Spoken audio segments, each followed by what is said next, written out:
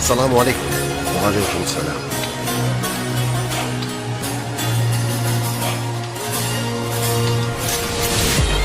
تو کیوں نہیں کی ان سے جنگ؟